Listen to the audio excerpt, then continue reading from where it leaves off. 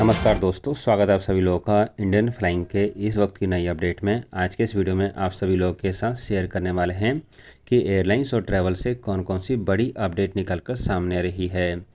पहली बड़ी खबर की जानकारी दिल्ली एयरपोर्ट से सामने आ रही है। बीते कल दिल्ली एयरपोर्ट पर भारी बारिश के कारण कई सारी उड़ानों को दूसरे एयरपोर्ट पर डाइवर्ट करना पड़ा है। यहाँ पर जो खबर सामने आई है उसमें बताया जा रहा है कि 10 से अधिक उड़ानों को दिल्ली एयरपोर्ट से डाइवर्ट करके लखनऊ, अमृतसर, जयपुर इन सभी एयरपोर्ट्स पर डाइवर्ट किया गया है। अगली खबर की जानकारी एयर इंडिया से सामने आ रही है। एयर इंडिया की एक फ़्लाइट जो कि मुंबई से बेंगलुरु के लिए ऑपरेट हो रही थी। आपको बता दें कि जैसे ही एयर इंडिया की इस फ्लाइट ने मुंबई एयरपोर्ट से उड़ान भरी, उसके तुरंत बाद एयर इंडिया के इस विमान का एक इंजन बंद हो गया और पायलट ने यहां पर अपनी सूझबूझ दिखाते हुए वापस मुंबई एयरपोर्ट पर इमरजेंसी लैंडिंग कर दी। आपको बता दें कि इसको लेकर डीजीसीए ने जांच के आदेश दे दिए हैं कि आखिरकार इतनी बड़ी घटना कैसे हो गई है। फिलहाल के लिए इस विमान में किसी भी पैसेंजर्स को कोई भी नुकसान नहीं पहुंचा है और सभी पैसेंजर्स को वापस मुंबई एयरपोर्ट पर सुरक्षित लैंड करा लिया गया था। अगली खबर की जानकारी जेट एयरवेज से जान लेते हैं। जेट एयरवेज जिसको अब एओसी लाइसेंस मिल चुका है। जी हाँ दोस्तों, इसको लेकर हम आपको रेगुलर बेसिस पर अपडेट देते हुए आ रहे हैं कि जेट एयरवेज के द्वारा जो सक्सेसफुली प्रूविंग फ़्लाइट्स को ऑपरेट किया गया था, उसके बाद अब जेट एयरवेज को एओसी लाइसेंस मिल चुका है। और अब यहाँ पर जेट एयरवेज का जो नेक्स्ट स्टेप है उसके अनुसार जेट एयरवेज का ये कहना है कि वो अब एम्प्लॉयज़ की भर्ती करना शुरू कर रहे हैं, जिसमें जेट एयरवेज ने कई सारे पोजीशंस पर इस समय ओपनिंग निकाल रखी है। आपको बता दें कि इसके ऊपर संजीव कपूर का कहना है, जो कि जेट एयरवेज के सीईओ भी हैं। उन्होंने बताया है कि जेट के पुराने एम्प्लॉयज़ को यहां पर प्रायोरिटी दी जाएगी। अगली खबर की जानकारी थाईलैंड से जान लेते हैं। 1 जून से थाईलैंड की गवर्नमेंट एक नया नियम लेकर आ रही है, जिसके तहत अब यदि आप थाईलैंड के नागरिक होंगे तो आपको पास की कोई भी ज़रूरत नहीं है।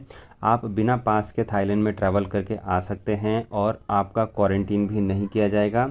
लेकिन यदि आप दुनिया के दूसरे देशों से ट्रैवल करके आ रहे हैं और आप थाईलैंड के नागरिक नहीं हैं, तो ऐसे हालात में आपको थाईलैंड पास की ज़रूरत पड़ेगी, ताकि आपको थाईलैंड में जाने के बाद क्वारंटीन में नहीं रहना पड़े। आपको बता दें कि फुली वैक्सीनेटेड पैसेंजर्स यदि थाईलैंड में ट्रैवल करते हैं और उन्होंने वैक्सीन की दोनों डोज लगा रखी है, तो थाईलैंड में जाने के बाद पैसेंजर्स का अब क्वारंटीन नहीं किया जा रहा है। इसके साथ साथ एक और बड़ी खबर इंडोनेशिया के बाली आइलैंड से भी सामने आ रही है। इंडोनेशियन गवर्नमेंट की तरफ से अब ऐसे सभी ट्रैवलर जो कि बाली आइलैंड घूमने के लिए आना चाहते हैं, उन सभी लोगों के ऊपर से कोरोना वायरस टेस्ट के नियम को ख़त्म कर रही है। जो पैसेंजर्स भी फुली वैक्सीनेटेड हैं, यदि वो अब बाली आइलैंड के लिए ट्रैवल करते हैं तो अब उनको कोरोना वायरस टेस्ट नहीं कराना पड़ेगा और वो बिना कोरोना वायरस जाँच के ही अब ट्रैवल करके जा सकते हैं। अगली खबर स्पाइसजेट से जान लेते हैं। स्पाइसजेट की एक फ़्लाइट जो कि दिल्ली से शिरडी एयरपोर्ट के लिए ऑपरेट हो रही थी। आपको बताना चाहेंगे कि शिरडी एयरपोर्ट पर तेज़ हवाओं के कारण पायलट्स के द्वारा यहां पर लैंडिंग नहीं हो सकी और बाद में इस फ्लाइट को मुंबई एयरपोर्ट के लिए डाइवर्ट कर दिया गया।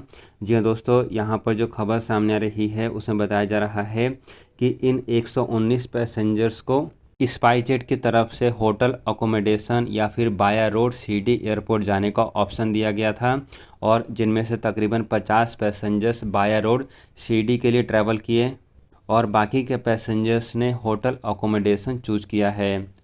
आपको बताना चाहेंगे कि शिरडी एयरपोर्ट पर केवल दिन में ही फ़्लाइटें ऑपरेट हो सकती है, जिस कारण से स्पाइसजेट की कोई भी फ़्लाइट बाद में शिरडी एयरपोर्ट के लिए ऑपरेट नहीं हो सकी और स्पाइसजेट की अगली फ़्लाइट अब दिन में यानी कि आज ऑपरेट होगी, जिस कारण से सभी पैसेंजर्स को नाइट में स्टे का ऑप्शन दिया गया था या फिर उनको बाया रोड शिरडी के लिए ट्रैवल करने का ऑप्शन दिया गया।